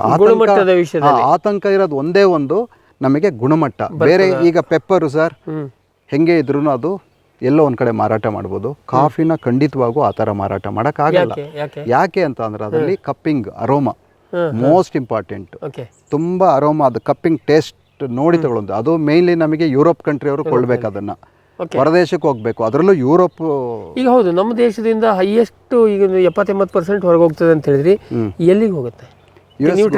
ಹೌದೌದು, US-ಗೆ ಹೋಗುತ್ತೆ. ಇದು ನಮಗೆ ಮೇನ್ಲಿ ಇಟಲಿಗೆ ಹೋಗುತ್ತೆ ಸರ್. ಅರೇಬಿಕಾ ನಮ್ದು ಹೋಗೋದು ಮೇಯ್ನು ಇಟಲಿ ದೇಶಕ್ಕೆ ಹೋಗುತ್ತೆ. ಅದು ಬಹಳ ದೊಡ್ಡ ಕ್ವಾಲಿಟಿ ಕೇಳ್ತಾರೆ ಅವರು. ಮತ್ತೆ ಲ್ಯಾಬಲ್ಲಿ ಕ್ವಾಲಿಟಿ ಚೆಕ್ ಮಾಡಿ ತಗೋತಾರೆ. ಏನಾದ್ರು ಕೆಮಿಕಲ್ ರೆಸಿಡ್ಯೂ ಇದೆ ಅಂದರೆ ತಗೊಳ್ಳಲ್ಲ. ಕ್ಲೋರೋಫರಿಪಾಸ್ ಮತ್ತೆ ಯಾವುದು ನಮ್ಮ ಕಳೆನಾಶಕದ ಇದು ಗ್ಲೈಫೋಸೇಟ್ ಇದೆಲ್ಲ ಬಂದರೆ ತಗೊಳ್ಳಲ್ಲ ಸರ್. ಮತ್ತೆ ಇದು ಕೊಳೆ ಹಾಕಿರಬಾರ್ದು, ಅಂದರೆ ಪಲ್ಪರ್ ಸೇಮ್ ಡೇ ಪಲ್ಪರ್ ಮಾಡಿರಬೇಕು. ಒಟ್ಟಾರೆಯಾಗಿ ಗುಣಮಟ್ಟ. ಈಗ ನಮಗೇನಂತಂದ್ರೆ ಸರ್, ಈಗ ತಿಪ್ಟೂರು ಕಾಫಿ ಇದು ಅರೆಕನಟ್ಟು ಅಲ್ಲ ಸಾರಿ, ಇದು ತೆಂಗು ತುಂಬ ಅದ್ಭುತವಾಗಿರುತ್ತೆ. ಅಲ್ಲಿದು ಎಲ್ಲೂ ಬರಲ್ಲ ಆ ಕ್ವಾಲಿಟಿ. ಅದನ್ನು ನಾವಿಲ್ಲಿ ತೆಂಗಿನ ಮರ ಹಾಕೊಂಡ್ರು ತೆಂಗಿನಕಾಯಿ ಬಿಡುತ್ತೆ, ಕೊಬ್ಬರಿ ಬರುತ್ತೆ, ಬಟ್ ಆ ಗುಣಮಟ್ಟ ಬರಲ್ಲ, ಕಂಪೇರ್ ಮಾಡೋಕ್ಕಾಗಲ್ಲ. ಕಾಫಿನೂ ಹಾಗೇನೆ. ನಮಗೆ ಇಲ್ಲಿ ಏನು ನಾವು 3 ಜಿಲ್ಲೆನಲ್ಲಿ ಏನು ಕಾಫಿ ಬೆಳೆಯೋಂಥ ಪ್ರದೇಶದಲ್ಲಿ ಬೆಳಿತೀವಿ, ಆ ಗುಣಮಟ್ಟನ ನೀವು ಬೇರೆ ಕಡೆ ಎಷ್ಟೇ ಪ್ರಯತ್ನ ಮಾಡೋದು ತರಕ್ಕೆ ಸಾಧ್ಯನೇ ಇಲ್ಲ. ಏನಕ್ಕೆ ಅಂದರೆ ಆ ವಾತಾವರಣ ಸರ್. ಉದಾಹರಣೆಗೆ ಹೇಳ್ಬೇಕಂದ್ರೆ ನಮ್ದು ಹಾಸನ್ನು, ನಾವು ಅರೇಬಿಕಾ ಬೆಳಿತೀವಿ, ಚಿಕ್ಕಮಂಗ್ಳೂರು ಅರೇಬಿಕಾ ಬೆಳಿತಾರೆ. ಅದರಲ್ಲೂ ಕಂಪೇರ್ ಮಾಡಿದ್ರೆ ನಾವು ಚಿಕ್ಕಮಂಗ್ಳೂರು ಕ್ವಾಲಿಟಿ ಕೊಡೋಕ್ಕೆ ಹರಸಾಹಸ ಮಾಡಬೇಕು. ರಿಯಲಿ ಅದು ವೆರಿ ಗುಡ್. ಇದು ಚಿಕ್ಕಮಂಗ್ಳೂರು ಅರೇಬಿಕಾದಲ್ಲಿ ನಾನು ಹೇಳ್ತಿರೋದು. ರೋಬಸ್ಟಾದಲ್ಲಿ ನಮ್ದು ಹಾಸನ, ಕೊಡಗು ಅವ್ರಿಗಿಂತ ಗುಣಮಟ್ಟ ಚೆನ್ನಾಗಿರುತ್ತೆ. ಈಗ ನೀವು ಸರ್ ಗುಣಮಟ್ಟದ ಪ್ಯಾರಾಮೀಟರ್ನಲ್ಲಿ ಈಗ ಕಪಿಂಗ್ ಟೇಸ್ಟ್ ಅಂತ ಹೇಳಿದ್ರಿ. ಹೌದು, ಅದನ್ನ ಕಪಿಂಗ್ ಟೇಸ್ಟಲ್ಲಿ ಈಗ ಆಯಿತು, ನಾನು ಎಲ್ಲೋ ಒಂದು ಕಡೆ ಬಿಜಾಪುರದಲ್ಲಿ ಕಾಫಿ ಮಾಡ್ತೀನಿ, ಅದನ್ನು ನೀವು ನಿಮ್ಮ ಲ್ಯಾಬ್ನಲ್ಲಿ ಅಥವಾ ಕಾಫಿ ಬೋರ್ಡ್ನ ಲ್ಯಾಬ್ನಲ್ಲಿ ಟೆಸ್ಟ್ ಮಾಡ್ತೀವಿ. ಮಾಡಿ ಕಪ್ಪಿಂಗ್ ಇದು ಟೇಸ್ಟು ಚೆನ್ನಾಗಿ ಬಂದರೆ, ಕಪಿಂಗ್ ಟೇಸ್ಟ್ ಅವರದ್ದು ಲ್ಯಾಬೊರೇಟರಿ ಚೆನ್ನಾಗಿ ಬಂದರೆ ಅದು ಅಕ್ಸೆಪ್ಟೆಡ್? ಖಂಡಿತ. ಅದೊಂದು ಪ್ಯಾರಾಮೀಟರ್. ಈ ಮಿನಿಮಮ್ ಎಷ್ಟು ಬರಬೇಕು ಸರ್? ಈಗ ಒಂದು ಒಳ್ಳೆ ಕಾಫಿ ಅಂತ ಹೇಳೋದಕ್ಕೆ ರೇಂಜ್ 80 ಕಪ್ಪಿಂಗ್ ಸ್ಕೋರ್ ಕೊಡ್ತಾರೆ ಸರ್. ಹೌದು, ಅದು 80, 81, 82 ಬರಬೇಕು, ಅದು ಒಳ್ಳೆ ಗುಣಮಟ್ಟ. 85+ ಅಂತ ಅಂದರೆ ಸ್ಪೆಷಾಲಿಟಿ ಕಾಫಿ. ಈಗ ಸಾಮಾನ್ಯವಾಗಿ ಸರ್, ಈಗ ನೀವು ಹೇಳಿದಂತೆ ಅರೇಬಿಕಾ ನೀವು ತುಂಬ ಚೆನ್ನಾಗಿ ಮಾಡ್ತೀರಿ ಅಂತಂದರೆ ಇಲ್ಲಿ ಎಷ್ಟಿರುತ್ತೆ ಕಪ್ಪಿಂಗ್ ಸ್ಕೋರ್? ಇಲ್ಲೆಲ್ಲ ಕಾಮನ್ ಆಗಿ 80+ ಇರುತ್ತೆ. 80+ ಇರುತ್ತೆ. ಹೌದು. ನಮ್ದೆಲ್ಲ ಚಿಕ್ಕಮಂಗ್ಳೂರು ಕೂಡ. ಚಿಕ್ಕಮಂಗ್ಳೂರು ಅಂದರೆ ಎಲ್ಲರದು ಆ ಥರ ಇರುತ್ತೆ ಅಂತಲ್ಲ, ಇಲ್ಲಿ ಜನರಲ್ ಆಗಿ 80+ ಇರುತ್ತೆ ಸರ್. ಅಷ್ಟು ಪ್ಲಸ್ ಬರುತ್ತೆ. ಮತ್ತೆ ನೀವು ಪೋಸ್ಟ್ ಹಾರ್ವೆಸ್ಟ್ ಎಲ್ಲಾದ್ರೂ ನೀವು ಪಕ್ಕ ಪಳಗಿದ್ದೀರಿ. ಹೌದು. ಎರಡನೇ ಅದಕ್ಕಿಂತ ಮೊದಲೇ ಈಗ ರೋಬಸ್ಟಾದಲ್ಲಿ ಇದಕ್ಕೆ ಸಹ ಕಪಿಂಗ್ ಟೇಸ್ಟ್ ಅಷ್ಟು ರೇಂಜ್ ಬರಬೇಕಾ ಹೆಂಗೆ? ಹೌದು, ಖಂಡಿತ. ಕಾಫಿ ಅದು ರೋಬಸ್ಟಾನು, ಅರೇಬಿಕಾ ತುಂಬ ಸೆನ್ಸಿಟಿವ್, ಬಟ್ ರೋಬಸ್ಟಾನು ಇದು ಗುಣಮಟ್ಟ ನಾವು ಕಾಪಾಡಲೇಬೇಕು. ಹೌದು. ಕಪಿಂಗ್ ಸ್ಕೋರ್ 80 ಬಂದರೆ ಓಕೆ. ಆಮೇಲೆ ಸರ್ ಇನ್ನೊಂದು ಪ್ರಶ್ನೆ ಕೇಳ್ತೀನಿ. ಈಗ ಎಕ್ಸ್ಪೋರ್ಟಲ್ಲಿ ಒಂದಿಷ್ಟು ಈ ನೀವು ಹೇಳ್ದಂಗೆ ಯುರೋಪನ್ನ ಈ ನಿರ್ದಿಷ್ಟ ದೇಶಗಳು ಆ ಕ್ವಾಲಿಟಿಗೆ ಅದೇ ಬೇಕು. ಅದು ಬಿಟ್ಟು ಈಗ 2ನೇ ಗ್ರೇಡ್, ಸೆಕೆಂಡ್ ಗ್ರೇಡ್ ಆಯಿತು, ನಂದು 70% ಬಂತು, 65 ಬಂತು, ಅದನ್ನು ಎಲ್ಲರೂ ಮಾರಿದಾಗ ನಮಗೆ ರೇಟ್ ಕಡಿಮೆ ಆದರೂ ಪರವಾಗಿಲ್ಲ. ಅಲ್ಲ, ಆ ಥರ ಅವಕಾಶ ಇದೆಯಾ? ಇದೆ. ಬಟ್ ಅದರಲ್ಲಿ ನಮಗೆ ಪ್ರೈಸ್ ತುಂಬ ಇಂಪಾರ್ಟೆಂಟ್. ಕಾಫಿನಲ್ಲಿ ಹೌದು, ನಾವು ಲೇಬರ್ ಓರಿಯೆಂಟೆಡ್ ಅಲ್ಲ, ಹಾಗಾಗಿ ಇದು ನಮಗೆ ನಾವು ಬ್ರೇಕ್ ಇವೆನ್ ಮಾಡ್ಕೊಳ್ಳೋಕ್ಕೆ ಎಷ್ಟೋ ಸರಿ ಒದ್ದಾಡ್ತಾ ಇರ್ತೀವಿ. ತುಂಬ ಲೇಬರ್ ತಗೋಬೇಕು. ಆಮೇಲೆ ಇದನ್ನು ನಮ್ಮದು ಈ ಕ್ವಾಲಿಟಿ ಸ್ಪೆಷಾಲಿಟಿ ಕಾಫಿ, ಅದು ಒಂದು ಸಣ್ಣ ಪ್ರಮಾಣದಲ್ಲಿ ಅದು ಸ್ಪೆಷಾಲಿಟಿ ಕಾಫಿ ನಡೀತಾ ಇದೆ. ಮತ್ತು 80+ ನಾನು ಹೇಳಿದ್ನಲ್ಲ ಸ್ಕೋರ್, ಅದು ನೀವು ಪ್ರೋಸೆಸ್ ಮಾಡೋ ಇದರಲ್ಲಿರುತ್ತೆ. ಒಂದು ನ್ಯಾಚುರಲ್ ಆಗಿ ಈಗ ಏನಾಗುತ್ತೆ, ಬಯಲ್ಸೀಮೆನಲ್ಲಿ ಕಾಫಿ ಬೆಳೆದಾಗ ನ್ಯಾಚುರಲ್ ಅವ್ರು ಎಷ್ಟೇ ಪ್ರೋಸೆಸ್ ಮಾಡಿದ್ರು ನಮ್ಮ ಇಲ್ಲಿ ಕ್ವಾಲಿಟಿಗೆ ಮ್ಯಾಚ್ ಮಾಡೋಕ್ಕಾಗಲ್ಲ. ನಮಗೆ ಒಂದು ಆತಂಕ ಇರೋದೇನಂತಂದರೆ, ಅವ್ರು ಅದನ್ನು ಗುಣಮಟ್ಟನೂ ಇಲ್ದಲೆ ಹೇಗೇಗೋ ಪ್ರೋಸೆಸ್ ಮಾಡಿಬಿಟ್ರೆ, ಈಗ ಕರೆಕ್ಟಾಗಿ ಪಲ್ಪರ್ ವ್ಯವಸ್ಥೆ ಇರಬೇಕು, ಡ್ರೈ ಎಷ್ಟು ದಿವಸ ಒಣಗಿಸ್ಬೇಕು, ಹೇಗೆ ಒಣಗಿಸ್ಬೇಕು ಅನ್ನೋದು 12%ಗೆ ತಗೊಬಂದು 9 ಮಾಡಬಾರ್ದು, 12 ಮಾಡಬಾರ್ದು. ಓವರ್ ಡ್ರೈ ಮಾಡಿದ್ರು ಕ್ವಾಲಿಟಿ ಹಾಳಾಗುತ್ತೆ. 12 ಮತ್ತೆ ರಾಶಿ ಹಾಕಿ, ಹೌದು 10ರಿಂದ 12 ಮ್ಯಾಕ್ಸಿಮಮ್, 10 ಬಿಲೋ ಬರಬಾರ್ದು. ಕರೆಕ್ಟ್ ಅಂದ್ರೆ ಐಡಿಯಲ್ ಅಂದ್ರೆ 11ರಿಂದ 11:30 ಒಳ್ಳೆ ಗುಣಮಟ್ಟ ಬರೋ ಅಂಥದ್ದು ಕಾಫಿ. 11ರಿಂದ 11:30 ಮಾಯಿಶ್ಚರ್. ಎಲ್ಲದಕ್ಕಿಂತ ಮೊದಲೇ ನಾನು ಇನ್ನೊಂದು ಹೇಳ್ತೀನಿ, ಅಲ್ಲಿ ಏನಾಗಿದೆ, ಈ ಬಯಲ್ನಾಡಿನಲ್ಲಿ ಎಣ್ಣೆ ಹೊಡೆಯೋದು, ಕೆಮಿಕಲ್ ಸ್ಪ್ರೇ ಬೇಕೋ ಬೇಡದವರಿಗೆ ಸೈಕಾಲಜಿಕಲಿ ಆಗಿ, ಯಾಕೆಂದ್ರೆ ಅವ್ರು ಬೇರೆ ಬೇರೆ ಬೆಳೆನಲ್ಲಿ ಮಾಡಿದ್ದಾರೆ. ಇದಕ್ಕೂ ಮನಸ್ಸಿಗೆ ಬಂದಂಗೆ ಹೊಡೆದ್ರೆ ಹೋಯ್ತು. ಹೌದೌದು, ಖಂಡಿತವಾಗ್ಲೂ ಕೆಮಿಕಲ್ದು ಈಗ ನೀವು ಹೇಳ್ತಿಲ್ಲ, ಪೆಸ್ಟಿಸೈಡು ಮತ್ತು ಇನ್ಸೆಕ್ಟಿಸೈಡ್ ಕಾಫಿಗೆ ಭಾಳ ಅವಶ್ಯಕತೆ ಇಲ್ಲ, ತುಂಬ ಮಿನಿಮಮ್ ಸಾಕು. ನಮಗೆ ಅರೇಬಿಕಾದಲ್ಲಿ ಸ್ವ್ಯಾಬಿಂಗ್ ಮಾಡ್ತಾ ಇದ್ವಿ ಮೊದಲು, ಕ್ಲೋರೋಫರಿಪಸ್, ಅದು ಟ್ರಬಲ್ ಆಯಿತು ಅಂತ ಅಂದಮೇಲೆ ನಮ್ಮ ತೋಟದಲ್ಲಿ ನಾವು 3 ಇಯರ್ಸ್ ಆಯಿತು ನಾವು ಅದನ್ನು ಸ್ಟಾಪ್ ಮಾಡಿದ್ದೀವಿ. ಸ್ವಲ್ಪ ಸ್ಟೆಮ್ ಬೋರರ್ ಬಂದರೂ ಪರವಾಗಿಲ್ಲ, ನಮ್ಮದು ಕಾಫಿ ಕೊಳ್ಳಬೇಕಲ್ಲ, ಒಳ್ಳೆ ಬೆಲೆ ಕೊಟ್ಟು ಕೊಂಡ್ಕೋಬೇಕು ಅಂತ ಅಂದಾಗ ಅದನ್ನು ನಾನು ಬೆಳೆ ಎಲ್ಲ ಬೆಳೆದು ನಾನು ಕ್ರಾಪ್ ಮಾಡಿ ಮೂಟೆ ಒಟ್ಕೊಂಡು ಯಾರೂ ತಗೊಳ್ಳೋರಿಲ್ಲ ಉತ್ತಮವಾದ ಗುಣಮಟ್ಟದ, ಅದಕ್ಕಿನ್ನೂ ಟ್ರಬಲ್ ಆಗುತ್ತೆ. ಅದಕ್ಕೋಸ್ಕರ ನಾವು ವಾಟರ್ ಮ್ಯಾನೇಜ್ಮೆಂಟಲ್ಲೇ ಸ್ಟೆಮ್ ಬೋರರ್ನ ಹತೋಟಿ ಮಾಡಿಕೊಂಡು ಯಾವ್ದು ಇನ್ಫೆಕ್ಷನ್ ಆಗುತ್ತೆ ಆ ಗಿಡನೇ ನಾವು ರಿಮೂವ್ ಮಾಡಿ ಬೇಗ ಟ್ರೇಸ್ ಔಟ್ ಮಾಡಿ ತೆಗೆದು ಬ್ಯಾಲೆನ್ಸ್ ಮಾಡ್ತಾ ಇದ್ದೀವಿ. ಸೊ ನೀವು ಹೇಳೋದು ಯಾವುದೇ ಕಾರಣಕ್ಕೆ ಈ ಕೆಮಿಕಲ್ ಬಳಕೆಯಲ್ಲಿ ಭಾಳ ಸೀರಿಯಸ್ ಬೇಕು. ಏನಕ್ಕೆ ಅಂದರೆ ಇದನ್ನು ತಗೊಳ್ಳೋರು ಪೂರ್ತಿ ಹೊರದೇಶದವರು, ಅದರಲ್ಲೂ ಯುರೋಪ್ನವರು. ಹೌದೌದು. ಈಗ ನಾನು ಆರ್ಗ್ಯಾನಿಕ್ ಅವ್ರು ಏನಾದ್ರು ಬೆಳೆಸಿ ತಂದು ಇಲ್ಲಿ ಬಿಸಾಕಿದ್ರೆ ನಿಮ್ದು ಒಟ್ಟಾರೆ ಬಲ್ಕು ಹಾಳಾಗ್ಬೋದು. ಹೌದು ಹಾಗೆ ಆಗ್ತಾ ಇರೋದು. ಈಗ ಏನಾಗ್ತಾ ಇದೆ ಅಂತಂದ್ರೆ ಸರ್, ಈಗ ಅರೇಬಿಕಾ ಗುಣಮಟ್ಟ ಅಂದ ಕೂಡಲೇ ನಾವು ತುಂಬ ಕೇರ್ ತಗೋತೀವಿ. ನಾವು ಟ್ರೆಡಿಷನಲ್ ಪ್ಲಾಂಟರ್ ಯಾರಿದ್ದಾರೆ ಅಲ್ಲಿ ಅವರೆಲ್ಲ ಗುಣಮಟ್ಟಕ್ಕೆ ಹೆಚ್ಚು ಮಹತ್ವ ಕೊಡ್ತಾರೆ. ನೀವು ಡ್ರೈಯಿಂಗ್ ಯಾರ್ಡು, ಪಲ್ಪರ್ ಎಲ್ಲ ಹೋಗಿ ನೋಡಿದ್ರೆ ಅಲ್ಲಿ ಎಷ್ಟು ಅದಕ್ಕೆ ಇನ್ವೆಸ್ಟ್ಮೆಂಟ್ ಮಾಡಿದ್ದೀವಿ ಅಂತ ನೀವು ನೋಡ್ಬೋದು. ಈಗ ಮೇಜರ್ ಅರೇಬಿಕಾ ಹೋಗೋದು ಇಟಲಿಗೆ, ರೋಬಸ್ಟಾ ಹೋಗುತ್ತೆ, ರೋಬಸ್ಟಾ ಎಲ್ಲ ಮಿಡ್ಲ್ ಈಸ್ಟಿಗೆ ಹೋಗುತ್ತೆ, ಮತ್ತೆ ಜರ್ಮನಿಗೆ ಹೋಗುತ್ತೆ, ಎಲ್ಲ ದೇಶಕ್ಕೂ ಹೋಗುತ್ತೆ ಇಡೀ. ಆಮೇಲೆ ಇನ್ನೊಂದು ವಿಶೇಷ, ಕಾಫಿ ಯಾಕೆ ನೀವು ಹೇಳಿದ್ರಲ್ಲ, ನಮಗೆ ಹೆದರಿಕಿಲ್ಲ, ಬೇರೆ ಯಾರೇ ಬೆಳೆದ್ರು ಭಯ ಯಾಕಿಲ್ಲ ಅಂತ ಅಂದರೆ, ಇಂಡಿಯಾದಲ್ಲಿ 3 ಲಕ್ಷ ಟನ್ನು 4 ಲಕ್ಷ ಟನ್ ಬೆಳೀತಾ ಇದ್ದೀವಿ ಅರೇಬಿಕಾ ರೋಬಸ್ಟಾ ಎಲ್ಲ. ನಾವು ಅದರಲ್ಲಿ 10 ಲಕ್ಷ ಟನ್ನಿಗೆ ಹೋದ್ರೂ ನಮಗೇನು ಆತಂಕ ಇಲ್ಲ, ಅಷ್ಟು ಬೇಡಿಕೆ ಇದೆ ಮಾರ್ಕೆಟಿಗೆ. ಈಗ ಸರ್, ಈಗ ನಾವು 4% ಇದ್ದೀವಿ, ಒಂದು 8 ಲಕ್ಷ ಎಕರೆ ಇದೆ ಅಂತ ಇಟ್ಕೊಂಡು, ಒಂದು ರಫ್ ಎಸ್ಟಿಮೇಟು ಓವರಾಲ್ ಎರಡು ಸೇರಿ. ಇದನ್ನು ಇಲ್ಲ ಕಂಡಲ್ಲಿ ಬಿಜಾಪುರದಲ್ಲ, ಬಾಗಲಕೋಟೆಲ್ಲ ಎಲ್ಲೆಲ್ಲ ಹಾಕಿದ್ರು ಅಂತ ಇಟ್ಕೊಳ್ಳೋಣ. ಅದು ಈಗ 4% ಇದ್ದಿದ್ದು ಇಂಡಿಯಾದ್ದು ಇನ್ನೊಂದು 10%ಗೆ ಹೋಯಿತು ಪ್ರೊಡಕ್ಷನ್ನು. ಆವಾಗ ಏನಾಗ್ಬೋದು, ಒಟ್ಟಾರೆ ರೇಟ್ ಬೀಳ್ಬೋದು ಅಥವಾ ಇಂಟರ್ನ್ಯಾಷನಲ್? ಈಗ ಇಲ್ಲಿ ತುಂಬ ಕಾಫಿ ಕಮ್ಮಿ ಆದಾಗಲೂ ರೇಟ್ ಜಾಸ್ತಿ ಹೋಗಲ್ಲ, ತುಂಬ ಜಾಸ್ತಿ ಆದಾಗಲೂ ಏನಾಗುತ್ತೆ ಸರ್, ವಿಯೆಟ್ನಾಮೇ ಉದಾಹರಣೆ. ವಿಯೆಟ್ನಾಮ್ ನಮ್ಮ ನಂತರ ಅವ್ರು ಸ್ಟಾರ್ಟ್ ಮಾಡಿದ್ದು. ವಿಯೆಟ್ನಾಮಲ್ಲಿ ಅವರು 2 ಲಕ್ಷ 3 ಲಕ್ಷದಿಂದ ಹೋಗಿ 10-15 lakh ton 20 lakh ton harvest ಮಾಡೋ ಲೆವೆಲ್ಗೆ ಹೋಗಿದ್ದಾರೆ. ಅವರೇ ಮಾರಾಟ ಮಾಡ್ತಾ ಇದ್ದಾರೆ. ನಾವು ಮಾರಾಟ ಮಾಡಕ್ಕೆ ಯಾವುದೇ ಥರದ ತೊಂದರೆ ಇಲ್ಲ, ಅದ್ರ ಲೆವೆಲ್ಗೆ ಅದು ಸಿಗುತ್ತೆ ಮಾರ್ಕೆಟ್. ಇದು international level market rate fix ಆಗೋದು. ಈಗ ರೇಟ್ ವೇರಿಯೇಷನ್ ಇಲ್ಲಿ ಫ್ರೀಕ್ವೆಂಟ್ ಏನಕ್ಕಾಗುತ್ತೆ? ಮೇಜರ್ ಈ ಅಲ್ಲಿ ಬ್ರೆಜಿಲ್ಲು ಮತ್ತು ವಿಯೆಟ್ನಾಮಿನ ಪರಿಸ್ಥಿತಿ ಮೇಲೆ ಕರೆಕ್ಟ್ ಸರ್. ಈಗ ಏನಾಗುತ್ತೆ, ಅಲ್ಲಿ ಪ್ರೊಡಕ್ಷನ್ನು ನಿಮಗೆ ಒಂದು 2-3% ಕಮ್ಮಿ ಆದಾಗಲೂ ಭಾಳ ದೊಡ್ಡ ಇಂಪ್ಯಾಕ್ಟ್ ಆಗುತ್ತೆ, ಅದು ಶಾರ್ಟೇಜ್ ಆಗುತ್ತೆ. ಆ ಶಾರ್ಟೇಜ್ ಆದ ಕೂಡಲೇ ನಮಗಿಲ್ಲಿ ಉತ್ತಮವಾದ ಬೆಲೆ ಸಿಗುತ್ತೆ. ಓಕೆ, ಸೊ ಹಾಗಿದ್ರೆ ಸರ್, ಈಗ ನಮ್ಮದೇನು 4%ನಲ್ಲಿ ನಾವು ಇದ್ದೀವಿ ವರ್ಲ್ಡ್ ಟ್ರೇಡಲ್ಲಿ, ಇದನ್ನು ನಾವು 10%ಗೆ ತೊಗೊಂಡೋದ್ರೆ ಕರ್ನಾಟಕ, ಏನಕ್ಕೆ ಸರ್ ನಾನು ಈ ಪ್ರಶ್ನೆ ಕೇಳ್ತೀನಿ ಅಂದರೆ, ಲಕ್ಷಾಂತರ ಎಕರೆ, ಸುಮಾರು ಒಂದು ನಮ್ಮ ನಿರೀಕ್ಷೆಯಲ್ಲಿ 18 ಲಕ್ಷ ಎಕರೆ ಅಡಿಕೆ ತೋಟ ಇದೆ, ಇನ್ನೊಂದು 10 ಲಕ್ಷ ಎಕರೆ ತೆಂಗಿನ ತೋಟ ಇದೆ, ಅದು ಬಯಲ್ನಾಡಲ್ಲಿ ಹೆಚ್ಚಿದೆ. ಅಲ್ಲಿ ಎಲ್ಲ ನೀರಾವರಿ ವ್ಯವಸ್ಥೆ ಇದೆ, ಅವರಿಗೆ ಅಂತರ್ ಬೆಳೆಯ ಹುಡುಕ್ತಾ ಇದ್ದಾರೆ. ಅದು ಅಲ್ಲಿ ನಾವು ಕಾಫಿಯನ್ನು ರೆಕಮೆಂಡ್ ಮಾಡಿದರೆ, ಈಗ ನಿಮ್ಮದು 8 ಲಕ್ಷ ಎಕರೆ ಏನಿದೆ ಅದನ್ನು ಕಣ್ಣು ಮುಚ್ಚಿ 25 ಲಕ್ಷ ಎಕರೆಗೆ ತೊಗೊಂಡೋಗ್ಬೋದು. ಅದು ಓಕೆ, ಅದನ್ನು ಅವರನ್ನು ಸರಿಯಾದ ರೀತಿಯಲ್ಲಿ ನಾವು ಟ್ರೈನಿಂಗ್ ಕೊಟ್ಟರೆ, ಈಗ ನೀವೇನು ಕೆಮಿಕಲ್ ಹೇಳಿದ್ರಿ ಮಾಡಿದ್ರಿ, ಇದನ್ನು ಪ್ರಾಮಾಣಿಕವಾಗಿ ಅವರಿಗೆ ನಾವು ನಿಮ್ಮಂಥವರು ಅದನ್ನು ಮತ್ತು ನಮ್ಮ ಡಾಕ್ಟರ್ ವೇಣುಗೋಪಾಲ್ ಸರು ಕಾಫಿ ಬೋರ್ಡ್ ಎಲ್ಲ ಸೇರಿ ಒಂದು ವ್ಯವಸ್ಥಿತವಾಗಿ ಅವರನ್ನು ಗೈಡ್ ಮಾಡಿ ಆ ಗುಣಮಟ್ಟದ ಕಾಫಿ ತೆಗೆದರೆ ಮಾರ್ಕೆಟ್ ಇದೆ. ನನ್ನ ಅಭಿಪ್ರಾಯ ಸರ್, ಒಟ್ಟಾರೆಯಾಗಿ ಬಯಲುಸೀಮೆಯಲ್ಲಿ ಕಾಫಿ ಬೆಳೆಯೋಕ್ಕೆ ಗುಣಮಟ್ಟದ ಕಾಫಿ ಬೆಳೆಯೋಕ್ಕೆ ಸಾಧ್ಯನೇ ಇಲ್ಲ. ಯಾಕೆ ಅಂದರೆ ನಾವು ಎಷ್ಟೇ ಪ್ರಯತ್ನ ಮಾಡಿದ್ರು ಕಾಫಿ ಅಂತ ವಾತಾವರಣ ಸರ್, ಹೈ ಟೆಂಪ್ರೇಚರ್ ಹೋಗುತ್ತೆ, ಅಲ್ಲೆಲ್ಲ ಟೆಂಪ್ರೇಚರ್ ಹೈ ಹೋಗುತ್ತೆ. ಈಗ ಚಿಕ್ಕಮಂಗ್ಳೂರು ಕಾಫಿ ಯಾಕೆ ಚೆನ್ನಾಗಿದೆ ಅಂದರೆ ಇಲ್ಲಿ ನಮಗಿಂತ ಟೆಂಪ್ರೇಚರ್ ಇನ್ನೂ ಕೆಳಗಡೆ ಇರುತ್ತೆ. ಅದು ಟೆಂಪ್ರೇಚರ್ ಹೌದೌದು. ನಿಮಗಿದು ಬಯಲುಸೀಮೆನಲ್ಲಿ ನಿಮಗೆ ಈ ಥರದ್ದನ್ನು ಗುಣಮಟ್ಟ ತರಕ್ಕೆ ಸಾಧ್ಯನೇ ಇಲ್ಲ. ಮತ್ತೆ ಆ ಪ್ರೋಸೆಸ್ಸು ಇಲ್ಲೇ ಕಲ್ತ್ಕೊಳ್ಳೋದಕ್ಕೆ ತುಂಬ ವರ್ಷ ಒದ್ದಾಡಿದ್ದಾರೆ. ಆ ಪ್ರೋಸೆಸ್ ಕಲಿತಾರೆ ಅಂದ್ರೆ ನಿಸರ್ಗವನ್ನು ಬದಲು ಮಾಡೋಕ್ಕಾಗೋದಿಲ್ಲ. ಹೌದೌದೌದು. ಇದು ಕಲಿಸ್ಬೋದು, ನಿಮ್ಮಂಥವ್ರು ಯಾರೋ ತರಬೇತಿ ಕೊಟ್ಟು ಮಾಡ್ಬೋದು ಅಥವಾ ಸೀರಿಯಸ್ನೆಸ್ ಇದ್ದವ್ರು ಕಲಿಬೋದು. ಆದರೆ ವಾತಾವರಣವನ್ನು ನೀವು ಭಾಳ ಮ್ಯಾನಿಪ್ಯುಲೇಟ್ ಮಾಡೋಕ್ಕೆ ಆದರೆ 65-70% ಕಪಿಂಗ್ ಟೇಸ್ಟಿಗೆ ಬಂದರೆ ಒಂದು ಸೆಕೆಂಡ್ ಗ್ರೇಡ್ ಆಗಿ ಅದನ್ನು ಮಾರ್ಬೋದು. ಕಷ್ಟ ಸರ್ ಅದು, ಯಾಕೆಂದರೆ ಗುಣಮಟ್ಟ ಒಂದ್ಸರಿ ಕಳ್ಕೊಂಡ್ರೆ ನಾವು ಅವ್ರೇನು ಮಾಡ್ತಾರೆ, ಬೈಯರ್ಸ್ ಇರ್ತಾರಲ್ಲ ಅವರು ಬೇರೆ ದೇಶಕ್ಕೆ ಹೋಗ್ತಾರೆ, ಇಥೋಪಿಯಾಗೆ ಹೋಗ್ತಾರೆ. ಇಥೋಪಿಯಾ ಒಳ್ಳೆ ಗುಣಮಟ್ಟದ ಕಾಫಿ, ಕೋಸ್ಟಾರಿಕಾಗೆ ಹೋಗ್ತಾರೆ, ಕೆನ್ಯಾಗೆ ಹೋಗ್ತಾರೆ. ಹಾಗಾಗಿ ಅವ್ರು ಗುಣಮಟ್ಟಕ್ಕೆ ಹುಡ್ಕೊಂಬರ್ತಾರೆ.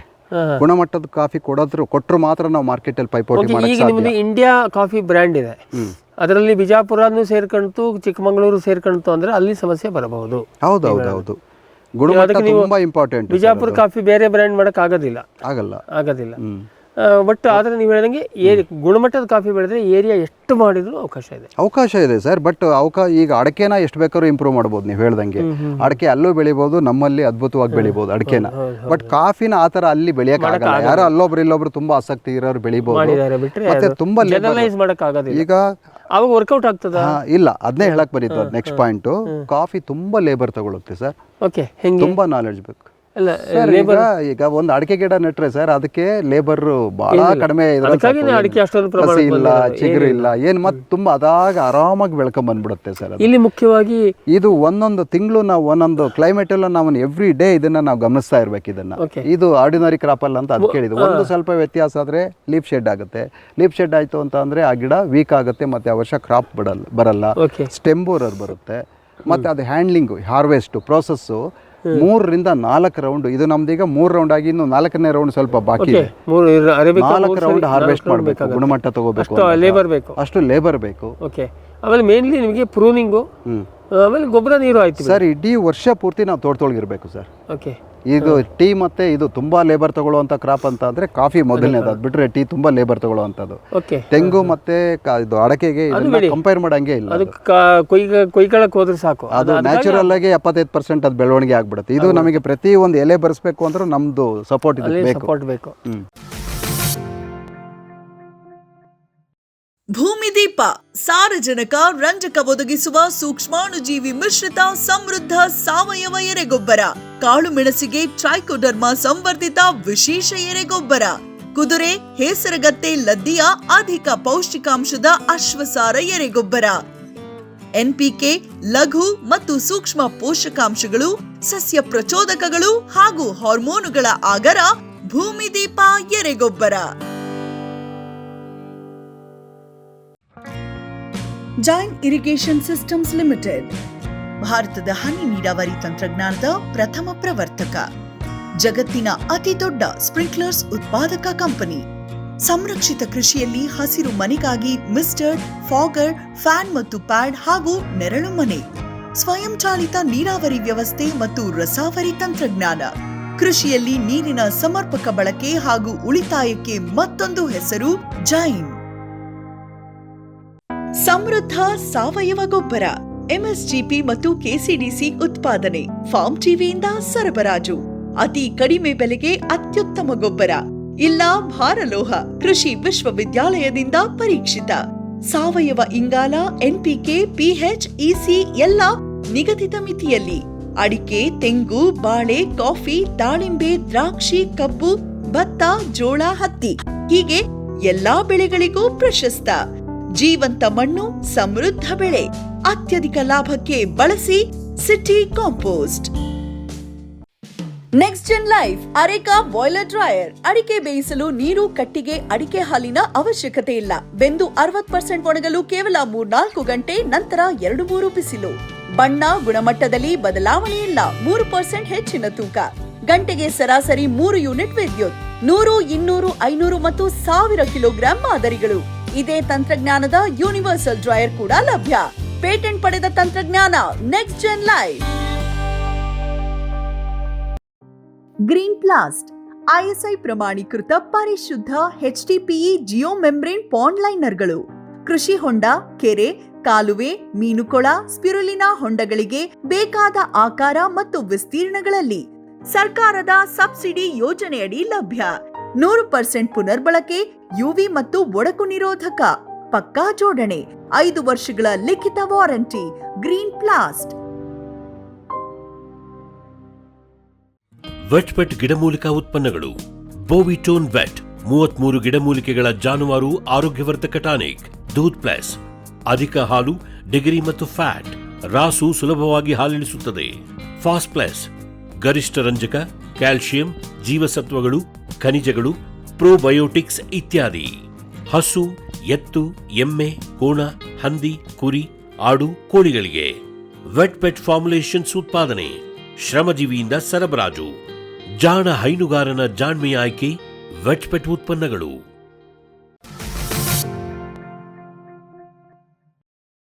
ವಿಯೆಟ್ನಾಂನಲ್ಲಿ ನಾನು ಕೇಳ್ಪಟ್ಟಂತೆ ನಮಗೆ ಡಾಕ್ಟರ್ ಹೇಳಿದಂಗೆ ಅಲ್ಲಿ ಎಲಿವೇಶನ್ ಆ ಮಟ್ಟಕ್ಕೇನಿಲ್ಲ, ಮೇಜರ್ ಏರಿಯಾ. ಅವರು ಇನ್ನೂ ಒಂದು 600 ಮೀಟ್ರು ಅಂದರೆ ಅದು 1500 1800 ಫೀಟುನಲ್ಲಿ ಇದ್ದಾರೆ. ಅವರು ಇಂಟರ್ನ್ಯಾಷನಲ್ ಕ್ವಾಲಿಟಿ ಬೆಳೀತಾರೆ, ನಮ್ಮಲ್ಲಿ ಯಾಕೆ ಆಗಬಾರ್ದು? ಅಂದರೆ ಈಗ ಪೂರ್ತಿ ಬಯಲುಸೀಮೆ ಅಲ್ಲಿ ಟೆಂಪ್ರೇಚರ್ ಬಿಟ್ಟರು, ಇಲ್ಲಿ ಅರೆ ಮಲೆನಾಡು ಪ್ರದೇಶ. ಫಾರ್ ಎಕ್ಸಾಂಪಲ್ ಇಲ್ಲಿ ನಿಮ್ಮ ಚಿತ್ರದುರ್ಗದ ಹೊಳಲ್ಕೆರೆಯಿಂದ ಬಂದಂಗೆ ಸಿರ್ಸಿ ಮತ್ತು ಹಾವೇರಿಯ ಮಧ್ಯದ ಭಾಗ ಬೆಳಗಾವದವರೆಗೆ ಒಂದು ಟ್ರಾನ್ಸಿಷನ್ ಬೆಲ್ಟ್ ಇದೆ. 1000 ಮಿಲಿಮೀಟ್ರ್ ಮಳೆ, ಒಂದು 550ರಿಂದ 600 ಮೀಟ್ರು. ಇದು ರಿಲೇಟಿವ್ಲಿ ಮೈಲ್ಡ್ ಕ್ಲೈಮೇಟು. ಆ ಥರ ಭಾಗದಲ್ಲಿ ಕೆಲವರು ಟ್ರೈ ಮಾಡಿದ್ದಾರೆ ಕೂಡ. ನಾವು ಯಾಕೆ ಮಾಡೋಕ್ಕಾಗೋದಿಲ್ಲ? ವಿಯೆಟ್ನಾಮದಲ್ಲಿ ಯಾಕೆ ಬಂತು ಕ್ವಾಲಿಟಿ? ಅಥವಾ ಅವ್ರು ಎಲ್ಲಿದ್ದಾರೆ ಕ್ವಾಲಿಟಿನಲ್ಲಿ ಎಲ್ಲಿದ್ದಾರೆ? ವಿಯೆಟ್ನಾಮಿಗೆ ಅದು ಕಂಪೇರ್ ಮಾಡೋಕ್ಕಾಗಲ್ಲ ಸರ್. ವಿಯೆಟ್ನಾಮು ನಿಮಗೆ ಅದು ಶೇಡ್ ಗ್ರೋನ್ ಕಾಫಿನೇ ಅದು. Okay, shade grown. ಹೌದು, ನಾನು ಹೋಗಿದ್ದೀನಿ ವಿಯೆಟ್ನಾಂ 2014-15ನಲ್ಲಿ. ನಾನು ಅಲ್ಲೊಂದು 15 ಡೇಸ್ ಇದ್ದೆ. ಅಲ್ಲಿ ನಮ್ಮ ಹಾಗೆ ನೆರಳಿನ ಆಶ್ರಯದಲ್ಲಿ ಹೆಚ್ಚು ಬೆಳೀತಾರೆ. ಬ್ರೆಜಿಲ್ ಓಪನ್ ಕಾಫಿನ? ಬ್ರೆಜಿಲ್ ಓಪನ್ ಯಾಕೆ ಬೆಳೀತಾರೆ ಅಂದರೆ ಟೆಂಪ್ರೇಚರ್ ಹೈ ಹೋಗಲ್ಲ ಅಲ್ಲಿ. ಓಕೆ, 22 ಬಿಲೋ ಇರುತ್ತೆ ಆವ್ರೇಜ್ ಯಾವಾಗಲೂ. ಆಮೇಲೆ ಮಳೆ ಅದಕ್ಕೆ ಟೈಮ್ ಸರಿಯಾಗಿ ಏನೇನು ಬೇಕು ಅದು ವರ್ಷ ಪೂರ್ತಿ ಮಳೆ ಬಿಸಿಲು. Open coffee. ನಮ್ದು ಚಾಲೆಂಜಿಂಗ್ ಏನಂದ್ರೆ ಸರ್, ಈಗ ವಿಯೆಟ್ನಾಂದಲ್ಲಿ ನಮ್ಮಂಗೆ ಬೆಳೀತಾರೆ, ಆದರೆ ಅವರು ಲೋವರ್ ಆಲ್ಟಿಟ್ಯೂಡ್ನಲ್ಲಿ ಬೆಳೀತಾರೆ. ಬಿಟ್ಟು ವಿಯೆಟ್ನಾಮಲ್ಲಿ ಮೇಜರ್ ಬೆಳೆದು ಒಂದು ನೀವು ಗಮನ ತಗೋಬೇಕು. ವಿಯೆಟ್ನಾಮಲ್ಲಿ ಅರೇಬಿಕಾ ಕಡಿಮೆ, ಮೇಜರ್ ಬೆಳೀತಿರೋದು ರೋಬಸ್ಟಾ. ಅವರು ರೋಬಸ್ಟಾ ಬ್ಲೆಂಡಿಗೆ ಹೋಗುತ್ತೆ. ಅದು ಕಾಫಿನಲ್ಲಿ ಒಂದು ಸ್ವಲ್ಪ ಕ್ವಾಲಿಟಿ. ಅರೇಬಿಕಾಗಿ ನಾನು ಮಾತಾಡೋದು ಮೈನ್ಲಿ ಅರೇಬಿಕಾಗಿ ಮಾತಾಡಿದಾಗ ಫುಲ್ ಕ್ವಾಲಿಟಿ. ಇದೊಂಥರ VVIP ಸರ್, ಇದು VVIP. ಹೌದು. ಸೊ ಅಲ್ಲಿ ಅವರು ಹೆಚ್ಚು ಬೆಳೆಯೋದು ರೋಬಸ್ಟಾ. ಅವ್ರೇನ್ ಮಾಡ್ತಾರೆ, ದೊಡ್ಡ ಪ್ರೊಡಕ್ಷನ್ ತೆಗಿತಾರೆ. ಅವರು ಕ್ವಾಲಿಟಿನಲ್ಲಿ ಇನ್ನೂ ಪ್ರೂವ್ ಮಾಡ್ಕೊಂಡಿಲ್ಲ ವಿಯೆಟ್ನಾಂನವರು. ಓಕೆ, ಬಲ್ಕ್ ಅವರು ಕಡಿಮೆ ರೇಟಿಗೆ ಹೋಗ್ತಾ ಇದೆ. ಓಕೆ, ನಮ್ಮ ಇಂಡಿಯಾದ್ದು ರೋಬಸ್ಟಾ ಶ್ರೇಷ್ಠ. ಅದು ಆ ಲೆಕ್ಕ ಕಂಪೇರ್ ಮಾಡಿದ್ರೆ ನಮ್ದೆಲ್ಲ ಪ್ರೀಮಿಯಂ ಪ್ರೈಸಿಗೆ ಸೇಲ್ ಆಗುತ್ತೆ ರೋಬಸ್ಟಾ. ಇಂಡಿಯಾದ ರೋಬಸ್ಟಾ ಕಂಪೇರ್ ಮಾಡಿದ್ರೆ ವಿಯೆಟ್ನಾಂ ಕಾಫಿ ಕಂಪೇರ್ ಮಾಡಿದ್ರೆ ನಮ್ದು ಸ್ಪೆಷಲ್ ಪ್ರೈಸಿಗೆ ಸೇಲ್ ಆಗ್ತಾ ಇದೆ ರೋಬಸ್ಟಾ. ಅವ್ರದ್ದು ಹಂಗಾಗಿ ಈ ಕ್ವಾಲಿಟಿಗೆ ಅದು ಇನ್ನೂ ಅವ್ರು ಮ್ಯಾಚ್ ಆಗ್ತಿಲ್ಲ. ಮಾಡ್ತಾ ಇದ್ದಾರೆ, ಬಟ್ ದೊಡ್ಡ ವಾಲ್ಯೂಮಲ್ಲಿ ಇರೋದ್ರಿಂದ ಕೆಲವರು ಇಲ್ಲಿ ಹಾಗೇನೆ ಒಳ್ಳೆ ಕ್ವಾಲಿಟಿ ಮಾಡೋರು ಇದ್ದಾರೆ, ಸಾಧಾರಣ ಕ್ವಾಲಿಟಿ ಮಾಡೋರು. ಅಲ್ಲಿ ವರ್ಲ್ಡ್ ಟ್ರೇಡ್ ಅಲ್ಲಿ ಅವರು ಎಷ್ಟು ಪರ್ಸೆಂಟ್ ಇರ್ಬೋದು? ಇವರು ನಾವು 4% ಇದ್ದೀವಿ. ಅವರೊಂದು ಅರೌಂಡ್ ನನ್ನ ಪ್ರಕಾರ 18ರಿಂದ 20% ಇದ್ದಾರೆ. ಬಟ್ ಬ್ರೆಜಿಲ್ 40% ಅಲ್ಲಿ. ಹೌದು, 40-42% ಈಗ ಗುಣಮಟ್ಟದಲ್ಲಿ ವರ್ಲ್ಡ್ ಅಲ್ಲಿ ಯಾರು ನಂಬರ್ 1 ಗುಣಮಟ್ಟದಕ್ಕೆ ಮಾತ್ರ? Ethiopia coffee. ಅವ್ರು ಏಕೆಂದ್ರೆ ತೀರಾ ಹೈ ಆಲ್ಟಿಟ್ಯೂಡ್. ಬಹುಶಃ ನಮಗೆ ಬಂದಿರೋದು ಅಲ್ಲಿಂದನೇ. ಹೌದು, ಬಾಬಾ ಬುಡನ್ ಅಲ್ಲಿಂದನೇ ತಂದ್ರು ಅಂತ ನಾವು ಕೇಳ್ತೀವಿ. ಸೊ ಇವಾಗ ನಮ್ದು ಶ್ರೇಷ್ಠವಾದ ಕಾಫಿನೇ ಸರ್. ಇಂಡಿಯಾದ್ದು ನ್ಯಾಚುರಲ್ ಆಗಿ ನಮ್ದು ಶೇಡ್ ಗ್ರೋನ್ ಕಾಫಿ ಮತ್ತೆ ಸನ್ ಡ್ರೈ ಮಾಡ್ತೀವಿ, ಮತ್ತೆ ಹ್ಯಾಂಡ್ ಪಿಕ್, ಇದೆಲ್ಲ ಓಕೆ. ಬಟ್ ಏನಾಗಿದೆ, ಕೆಲವರು ಅದನ್ನ ಪೋಸ್ಟ್ ಹಾರ್ವೆಸ್ಟ್ ಅಲ್ಲಿ ಫೇಲ್ ಆಗ್ತಾ ಇದೀವಿ ನಾವು ಇಂಡಿಯಾದಲ್ಲಿ. ನಾವು ಕೊಯ್ಲು ಮಾಡಿದ ನಂತರದ ಪ್ರೋಸೆಸ್ ಏನಿದೆ ಅದರಲ್ಲಿ ತುಂಬಾ ಎಡವುತ್ತಾ ಇದೀವಿ. ಅದೊಂದು ಸರಿ ಮಾಡ್ಕೊಂಡ್ರೆ ನಾವು ಇಥಿಯೋಪಿಯಾ ಕಾಫಿ ತರನೇ ನಾವು ಒಂದು ಒಳ್ಳೆ ಗುಣಮಟ್ಟದ ಕಾಫಿ ಅಂತ ಹೇಳಿ, ಗಿಡದಲ್ಲಿರೋವರೆಗೂ ನಮ್ದು ಶ್ರೇಷ್ಠವಾದ ಕಾಫಿ. ಕೈಗೆ ಬಂದ ಹಾರ್ವೆಸ್ಟ್, ಪೋಸ್ಟ್ ಹಾರ್ವೆಸ್ಟ್ ಅಲ್ಲಿ ನಾವು ತುಂಬಾ ಹಿಂದೆ ಇದೀವಿ. ಅದು ಈಗ ಸ್ಪೀಡ್ ಆಗಿ ಎಲ್ಲ ಡೆವಲಪ್ ಮಾಡಕ್ಕೆ ಒಟ್ಟಾರೆ ನಡೀತಾ ಇದೆ. ಅದನ್ನು ಸರಿಯಾದ ರೀತಿಯಲ್ಲಿ ತರಬೇತಿ ಕೊಟ್ಟು ಸಂಬಂಧಪಟ್ಟ ಸಂಸ್ಥೆಗಳು, ವಿಜ್ಞಾನಿಗಳು, ಅಥವಾ ನಮ್ಮ ಭಾಷೆಯಲ್ಲಿ ನಾವು ಹೇಳ್ತೀವಿ ಬರಿಗಾಲ ಫಕೀರರು ಅಂತೇಳಿ ನಮ್ಮ ಡಾಕ್ಟರ್ ವೇಣುಗೋಪಾಲ್ ಸರ್ ಅಂತ ಡೆಡಿಕೇಟೆಡ್ ವಿಜ್ಞಾನಿಗಳು ಸಪೋರ್ಟ್ ಕೊಟ್ಟರೆ ಅದೇನು ಅಸಾಧ್ಯ ಅಲ್ಲ. ನಮ್ಮ ಜನ ಖಂಡಿತವಾಗಿ ಬುದ್ಧಿವಂತರಿದ್ದಾರೆ, ಇಂಪ್ರೂವ್ ಆಗ್ತಾ ಇದ್ದಾರೆ. ಸೊ ಹಾಗೆ ಮಾಡಿದರೆ ಗುಣಮಟ್ಟದ ಕಾಫಿಯನ್ನು ಬೆಳೆದ್ರೆ ಇನ್ನು ಎಷ್ಟೇ ಬೆಳೆದ್ರೂ ಕೂಡ ಸಮಸ್ಯೆ ಇಲ್ಲ, ಯಾರು ಬೆಳೀಲಿ, ಬಟ್ ಆ ಗುಣಮಟ್ಟ ಚೌಕಟ್ಟಿಗೆ ಬರಬೇಕು. ಇಲ್ಲ ಅಂದರೆ ಇದ್ದಿದ್ದನ್ನು ಹಾಳು ಮಾಡ್ತೀವಿ. ಈಗ ಯಾರೋ ಬೆಳೆಸಿ ಏನೋ ಮಾಡಿ, ಈಗ ನೀವು ಹೇಳಿದಂಗೆ ಮುಖ್ಯವಾಗಿ ಈಗ ಸದ್ಯಕ್ಕೆ ನೀವು ನೋಡಿದಂತೆ ಎಲ್ಲಿ ರೆಸಿಡಿಯಲಿ ಹೊಡೆತ ತಿಂತಾ ಇದೆ. ಹೌದೌದು, ಕೆಮಿಕಲ್ ಈಗ ಏನು ಅಂತಾರೆ ಕ್ಲೋರೋಫರಿಪಸ್, ಮೇನ್ಲಿ ಕ್ಲೋರೋಫರಿಪಸ್ ಮತ್ತೆ ಸ್ಟೆಂಬೋರರಿಗೆ ಹೊಡಿತಾರೆ, ಕಳೆನಾಶಕ. ಮತ್ತೆ ಅದನ್ನ ನಾವೇನು ಈಗ ಬಳಸ್ತಾ ಇಲ್ಲ, ಗ್ಲೈಫೋಸೇಟ್ ಅದರದ್ದು ನಮಗೆ ದೊಡ್ಡ ಪರಿಣಾಮ ಆಗಿರೋದು ಕೆಲವು ಇದು ಒಂದು ಸ್ವಲ್ಪ ಮಟ್ಟಿಗೆ ಬಯೋಸ್ಟಾನ್ ಇದೆ, ಇದು ನಮ್ದು ಕಾರ್ಬನ್ಡೈಸಮ್ ಅದು ಎಲೆಚುಕ್ಕೆ ರೋಗಕ್ಕೆ ಅಂತ ಹೊಡೆದಿದ್ದು. ಬರೀ ಇದು ಬಯೋಸ್ಟಾನ್ ಅಂತಲ್ಲ, ಇದು ಕಾರ್ಬನ್ಡೈಸಮ್ ನಮಗೆ ರೆಸಿಡಿ ಕ್ಯಾರಿ ಆಗ್ತಾ ಇದೆ. ಮತ್ತೆ ಇದು ಕಳೆನಾಶಕ ಮತ್ತೆ ಮೇನ್ಲಿ ನಮಗೆ ಕ್ಲೋರೋಫರಿಪಸ್ ಅದು ಸ್ಟೆಂಬೋರರ್ ಸಲುವಾಗಿ ಹೊಡೆದಿದ್ದಿರಬೇಕು. ಹೌದೌದು, ಬೆರಿ ಬೋರರ್ಗೆ ಹೊಡೆದಿದ್ದು. ಅದನ್ನ ಕೆಲವರು ಅವೈಜ್ಞಾನಿಕವಾಗಿ ಬಳಸಿದ್ರಿಂದ ನಿಮಗೆ ಆಶ್ಚರ್ಯ ಆಗ್ಬೋದು, ಗ್ಲೈಫೋಸೇಟ್ ನಿಮಗೆ ಹೇಗೆ ಇಲ್ಲಿ ರೆಸಿಡಿ ಬರುತ್ತೆ ಅಂತ. ಕೆಲವರು ಏನಾಗಿದೆ, ಕಣದಲ್ಲಿ ಇದು ಕಳೆ ಇರುತ್ತಲ್ಲ, ಆ ಕಣದಲ್ಲಿ ಕಳೆ ಬಂದಿರೋ ಅಂಥದ್ದನ್ನ ಬೇಗ ನಾಶ ಮಾಡೋದಕ್ಕೆ ಕಣಕ್ಕೆ ಸ್ಪ್ರೇ ಮಾಡಿ ಅದನ್ನ ಕ್ಲೀನ್ ಮಾಡಿ ಅದ್ರಲ್ಲಿ ಹಾಕಿದಾಗ ಕಾಫಿಗೆ ಡೈರೆಕ್ಟ್ ಕಾಂಟ್ಯಾಕ್ಟ್ ಆಗಿ, ನಾವು ಮೊದಲೇ ಹೇಳ್ದಂಗೆ ಕಾಫಿ ತುಂಬಾ ಸೆನ್ಸಿಟಿವ್, ಏನಿದ್ರು ಅದು ಬೇಗ ಅಬ್ಸರ್ವ್ ಮಾಡಿಬಿಡುತ್ತೆ, ಅದರಿಂದ ಬಂದಿದೆ. ಮತ್ತೆ ಮೂರನೇದು ಇನ್ನೊಂದು ಅಂತಂದ್ರೆ ಫಂಗಸ್, ಒಂದು ಡೇಂಜರಸ್ ಫಂಗಸ್ ನಾವು ರಾಶಿ ಹಾಕಿ ಅವೈಜ್ಞಾನಿಕವಾಗಿ ಸರಿ ಒಣಗಿಸ್ತಲೇ ಹಸಿನೇ ಗೋಡನಲ್ಲಿ ಎತ್ತಿಟ್ಟಾಗ ಒಂದು ಫಂಗಸ್ ಬರುತ್ತೆ, ಅದು ದೊಡ್ಡ ತೊಂದರೆ ಇದೆ. ಅದರಿಂದನೂ ನಮ್ದು ಗುಣಮಟ್ಟ ಹಾಳಾಗ್ತಾ ಇದೆ. ಸೊ ಇದರಿಂದ ಗುಣಮಟ್ಟಕ್ಕೆ ನಾವೀಗ ವಾಲ್ಯೂಮ್ಗಿಂತ ಗುಣಮಟ್ಟಕ್ಕೆ ಹೆಚ್ಚಿನ ಗುಣಮಟ್ಟಕ್ಕೆ ತುಂಬಾ ಆದ್ಯತೆ ಕೊಡಬೇಕು. ಗುಣಮಟ್ಟಕ್ಕೆ ನಿಮಗೆ ಸಿಂಪಲ್ ಹೇಳ್ಬೇಕಂತಂದ್ರೆ ಹಾರ್ವೆಸ್ಟ್ ಮಾಡಿ ಒಂದು 6 hours ಒಳಗಡೆ ನಮಗೆ ಅದನ್ನ ಇದು ಪಲ್ಪರ್ ಮಾಡಿ ಅದನ್ನು ಸರ್ ನಾವು ನಿರ್ದಿಷ್ಟವಾಗಿ ಕೇಳಿ ತಿಳ್ಕೊಳ್ಳೋಕೆ ನಮಗೆ ಎಲ್ಲದೂ ಹೊಸತಿದೆ. ಸೊ ಹಾಗಾಗಿ ಗುಣಮಟ್ಟದ ಕಾಫಿಯನ್ನು ಎಷ್ಟೇ ಬೆಳೆಸಿದ್ರು ಕೂಡ ಅವಕಾಶ ಇದೆ. ಆದರೆ ಅದನ್ನ ಗುಣಮಟ್ಟ ಇಲ್ಲ ಅಂದ್ರೆ ಇದೆಲ್ಲ ಪ್ರೀಮಿಯಂ ಐಟಮ್. ಇದು ಗೊಂಜಾಳನೋ ಇನ್ನೊಂದು ತೊಗರಿನೋ ಮಾಡಿ ಎತ್ತಿ ಬಿಸಾಕ್ದಂಗಲ್ಲ. ಯಾಕಂದ್ರೆ ಇದನ್ನ ಗ್ರಾಹಕರು ಯುರೋಪ್ನವರು ಹೆಚ್ಚಿಗೆ ದುಡ್ಡು ಕೊಡೋಕೆ ರೆಡಿ ಇದ್ದಾರೆ, ಬಟ್ ಆ ಗುಣಮಟ್ಟ ನಾವು ಕೊಟ್ಟರೆ ಮಾತ್ರ. ಇಲ್ಲ ಅಂದ್ರೆ ಬ್ಯಾನ್ ಮಾಡ್ತಾರೆ ಅಷ್ಟೇ. ಮಾವಿನಕಾಯಿಯನ್ನ ಇಂಪೋರ್ಟ್ ಬ್ಯಾನ್ ಮಾಡಿದಂಗೆ ಮಾಡ್ತಾರೆ, ಅವಾಗ ಎಲ್ಲರೂ ಅದರಲ್ಲಿ ಮುಳುಗ್ತೀವಿ. ಇನ್ನೂ ಒಂದು ವಿಷಯ ಹೇಳ್ಬೇಕು ನಿಮ್ಮ ಜೊತೆ ಶೇರ್ ಮಾಡ್ಬೇಕಂತ ಅಂದ್ರೆ, ಕಾಫಿನ ಎಲ್ಲಿ ಬೆಳೀತಾ ಇದ್ದಾರೆ, ಹೇಗೆ ಬೆಳೀತಾ ಇದ್ದಾರೆ, ನೇಚರ್ನ ಹೇಗೆ ಕಾಪಾಡ್ತಾ ಇದ್ದಾರೆ, ಅದೆಲ್ಲೋ ಕೌಂಟ್ ಆಗುತ್ತೆ. ನಮಗೆ ಕಾಫಿ ಬೆಲೆ ಸಿಗ್ಬೇಕಾದ್ರೆ ನೀರನ್ನ ಏನಾದ್ರು ಹಾಳು ಮಾಡ್ತಾ ಇದ್ದಾರಾ, ಅಥವಾ ಇದನ್ನ ಮರಗಿಡಗಳನ್ನ ಹಾಳು ಮಾಡ್ತಾ ಇದ್ದಾರಾ, ಪ್ರಾಣಿ ಪಕ್ಷಿಗಳಿಗೆ ತೊಂದರೆ ಕೊಡ್ತಾ ಇದ್ದಾರಾ, ಇದೆಲ್ಲ ಕೌಂಟ್ ಆಗುತ್ತೆ ಕಾಫಿನಲ್ಲಿ. ನಾವು ಅದನ್ನೆಲ್ಲನೂ ಇಟ್ಕೊಂಡು ಎಕೋ ಫ್ರೆಂಡ್ಲಿ ಕಾಫಿ ಅಂತೇಳಿ ನಮಗೆ ನೋಡಿ, ಇಲ್ಲಿ ಆನೆ ಇದೆ, ಹಕ್ಕಿಗಳ ಸೌಂಡ್ ಕೇಳ್ತಾ ಇದೆ, ನಿಮಗೆ ಹಕ್ಕಿ ಪಕ್ಷಿಗಳಿಗೆ ಇಲ್ಲಿ ಅವಕಾಶ ಇದೆ, ಹಾವುಗಳಿದೆ ಬೇಕಾದಷ್ಟು, ನವಿಲಿದೆ, ಆನೆಗಳು ಸಾಕಷ್ಟಿದೆ. ಎಲ್ಲದ್ರ ಜೊತೆ ನಾವು ಕಾಫಿ ಬೆಳಿತಾ ಇದೀವಿ. ಅದಕ್ಕೋಸ್ಕರ ನಮಗೆ ಒಂದು ನಮ್ದು ಶ್ರೇಷ್ಠವಾದ ಕಾಫಿ ಅಂತಾನೆ ಹೇಳ್ಬೋದು. ಅದು ಎಲ್ಲದನ್ನು ಕಂಬೈನ್ ಮಾಡಿದಾಗ ಮಾತ್ರ ಗುಣಮಟ್ಟ ಹೇಳೋದಕ್ಕೆ ಒಂದು ಬ್ರ್ಯಾಂಡ್ ವ್ಯಾಲ್ಯೂ ಬರುತ್ತೆ.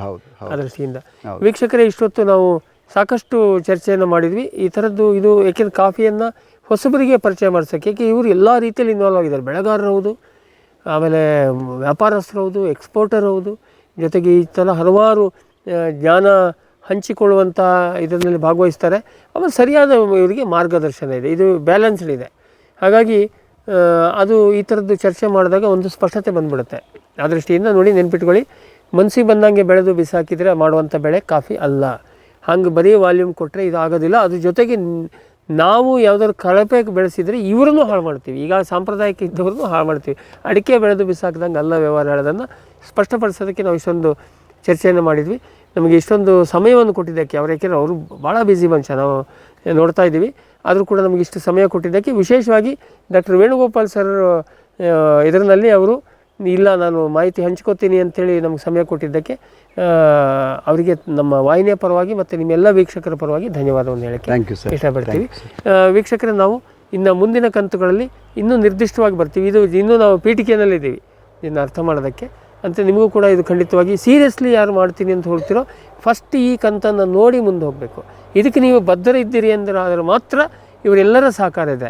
ಇಲ್ಲ ನಾನು ಹೆಂಗೆ ಬೇಕಾದ್ರೂ ಮಾಡ್ತೀನಿ ಹೇಳುವಂಥ ಉಡಾಫೆ, ಯಾಕೆಂದ್ರೆ ಇದೇನು ರಿಸ್ಟ್ರಿಕ್ಟೆಡ್ ಕ್ರಾಪ್ ಅಲ್ಲ, ತಂಬಾಕಂತರ ಇದೇನು ಇವರೇ ಬೆಳೆಸ್ಬೇಕಂತಿಲ್ಲ, ಯಾರು ಬೇಕಾದ್ರೂ ಬೆಳೆಸ್ಬೋದು. ಆದರೆ ಅದನ್ನು ಮಾಡ್ತೀರಿ ಅಂದರೆ ಇವರು ಯಾರ ಸಹಕಾರ ನಮ್ಮ ಜೊತೆಗೆ ಇಲ್ಲ, ಇದು ಸ್ಪಷ್ಟ.